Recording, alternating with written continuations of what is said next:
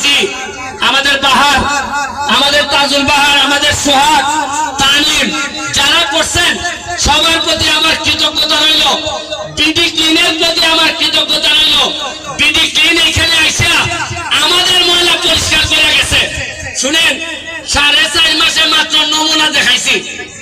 এবার বুঝেন 4.5 বছর হলে কি দেখবেন।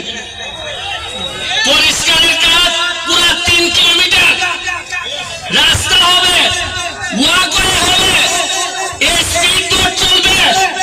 এইখানে চেয়ার টেবিল দিয়ে আপনারা বসে বিকাল বেলা চা খাবেন এবং সুন্দর পানির ব্যবস্থা করব।